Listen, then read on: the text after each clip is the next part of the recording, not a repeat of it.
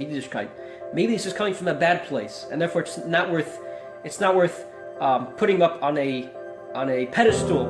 Rather, leaving to the side. And welcome to Medrash Rabbah on the Parsha. We're discussing today the Parsha of Pinchas. Right in the beginning of the Parsha, it discusses how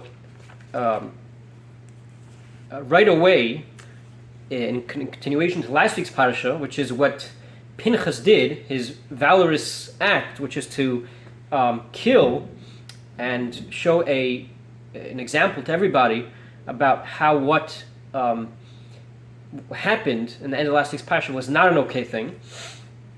And we're going to discuss one specific pasuk, which many of you may be familiar with, but there's a medrash that's quite interesting and worth explaining. So the Torah begins right in the beginning, and it says how Pinchas, I'll read to you the words of the pasuk first. It says, Hashem says to Moshe as follows: Pinchas ben Elazar ben Aaron the Kohen. Pinchas, the son of Elazar, the son of Aaron the Kohen. Heishiv es chamosim al bnei Yisrael. He, so to speak, brought to rest my anger from upon the Jews. So Rashi brings this medrash, or see soon it's the same medrash as ours that we're going to discuss, which it raises a very simple question in the pasuk. Why does the Torah see it necessary over here to bring the whole lineage of Pinchas again? It says Pinchas, the son of Elazar, son of Aaron, the Kohen, when Hashem is explaining to Moshe what he accomplished and the greatness of what he did. If you look at the end of last week's parsha, it speaks about, when it speaks about the actual event, it already did that. It already told us his yichus, his lineage. It says Vayar Pinchas ben Elazar and Aaron Kohen. Pinchas, who was the son of Elazar and Aaron Kohen, he saw what happened, the not good event, and he decided to take action. So therefore, why does the Torah see it necessary in this week's parsha again to begin with the lineage? It seems to be superfluous and unnecessary. So the Medrash Rabbah, Rashi brings from the Gemara actually. It's a Gemara, I believe, in Sanhedrin, and there's actually a Medrash Rabbah with a little of a twist. We're going to discuss specifically Medrash Rabbah's take on it, which is as follows, in order to respond to this question. So the Medrash says like this, and the Medrash actually, the way it questions is right away, is why is the Torah feel necessary to describe the lineage all over again right after this event, right? Why is that? So the Medrash, I'll tell you first the Medrash, and then we're going to try to understand it. The Medrash says like this, that the Chachamim have an explanation. They have a question, a wonder, and an explanation to why this is the case, which is, why is it that this person that did this Aveira with Cosby, the Torah actually tells you the names of the people that did the sin, his name was Zimri ben Salu. The Torah goes ahead and tells us his name, Zimri ben Salu. Now, and he was the Nasi of the Shevet Shimon. Now the question is, if you look back in the Torah in a few places, the Nasi of Shimon actually had different names. It wasn't Zimri ben Salu like it says in the next parsha. It actually says Shol ben Aknanis, Shelumiel ben Tzurishadoy. So it's two other names. So is it the same person? Is it not? Now, if you look back in other Midrashim, there are other explanations, they're not necessarily the same people, etc. But this Medrash takes for granted that it is the same person, just with different names in different scenarios. And the Medrash says that the Chachamim have an explanation to why he has different names in different scenarios. And it goes as follows. That the reason why he's referred to as Zimri ben Salu sometimes is because the word Zimri comes from the same shorish root word as muzeres, muzar. Where does that word come up? It refers to a beitzo muzeres, an egg which is muzar. One explanation is what an egg that is muzar mean. It means an egg that gets messed up, and therefore it's not able to create, to become fertilized and create a chick out of it. So that's one form. And the explanation to that is, according to that is, what the Medrash means is that Zimri, he became like a egg which became messed up over this event. In other words, he went all out in the sin. I'm not going to go into the details of what that means. You can guess that if you understand. He went all out with the sin that he did. He messed himself up like a messed up egg. Why is he called Ben Salu, the son of Salu, even though that's not necessarily his father's name? He says because the word Salu actually means to publicize. He created publicity of the sin of his family through his sin. Why is he called in some places Shoal Ben Aknanis? So Shoal means that he lent himself over, comes from the word She'ela, which means lending. He lent himself over to an Avera. In other words, he allowed his position, which he was in a great position of a Nasi, he allowed himself to be used for other purposes, not for what he should have represented, which is HaKadosh Baruch Hu, which is what his actual role was. Ben Aknanis, why is it called Ben Aknanis?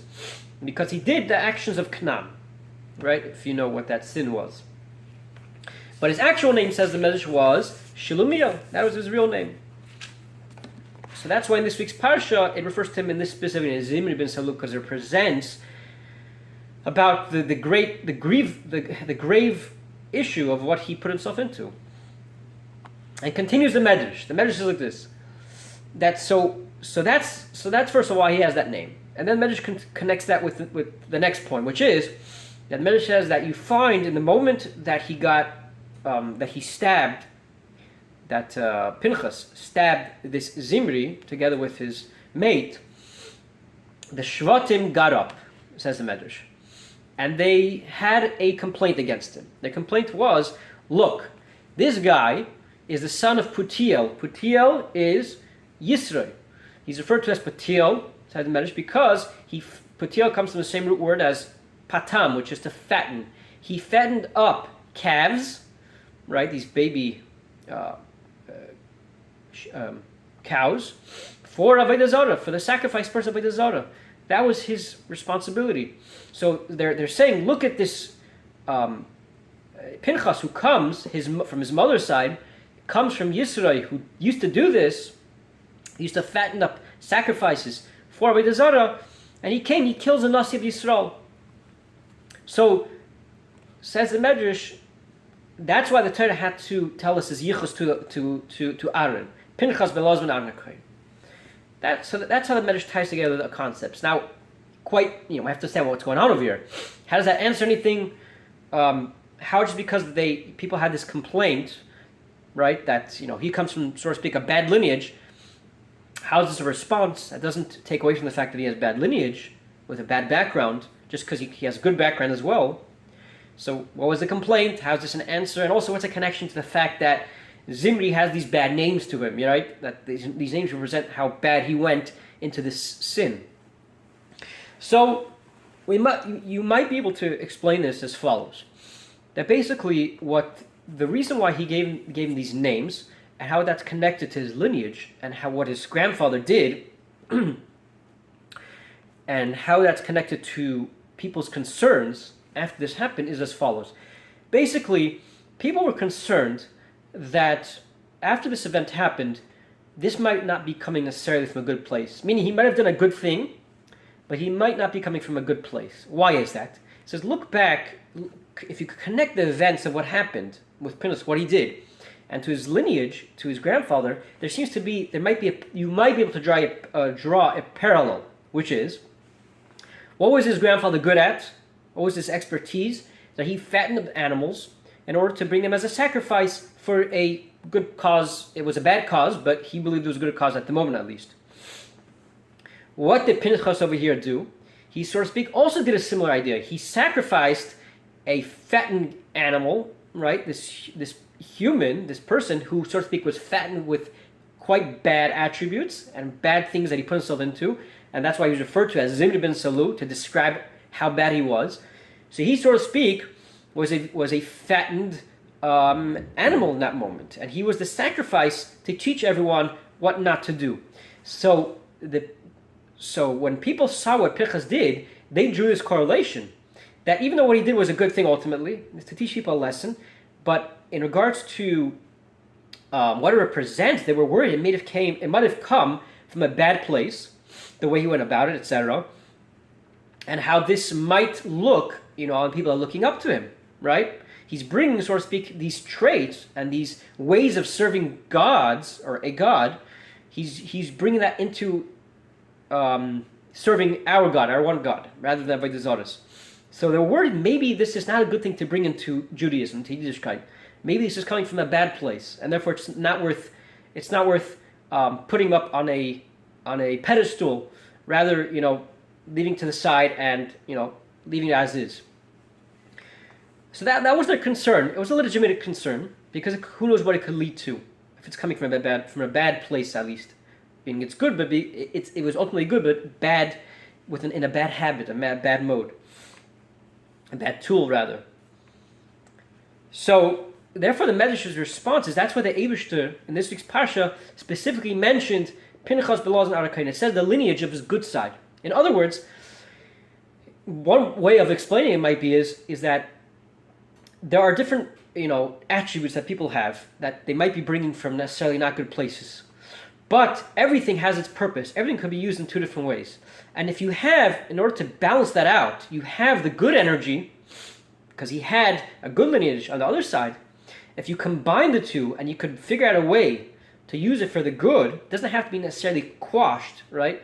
Certain tendencies, which he got from his grandfather, which is how to serve something in a way of fattening it up and using that as a sacrifice, that may not necessarily be a bad thing if it's used wisely, and it has a counterbalance too, which is the good energy of how his other side of the family was a servant of God, right? So that could have been the energy that he needed to utilize that wisely, and that could be, on the contrary, a lesson God is saying is that if you are using it with the utmost intent, you're using the good side of yourself to use out that tendency that you might have had from a different part, but you're completely justifying and using that for the Kedusha aspects of things, that could be a good thing. It doesn't have to be a bad thing.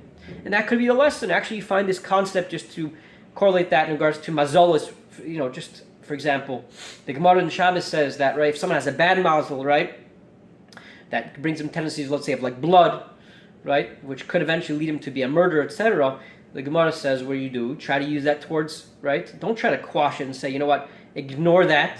Rather, you should use it for good things. And many other examples of that as well become a moil, etc., which, blood could be a good thing in that sense. So this could be a good attribute to be used as long as you have the counterbalance of energy towards that. So, that's a very important point. And I just wanted to mention at the end that this shir is L'schus Refuah Shlema for Yosef Yitzchak ben Roniti Shav Refuah Shlema B'Korev, and should be zeicha to see only healthy future mitzvah Hashem from now on.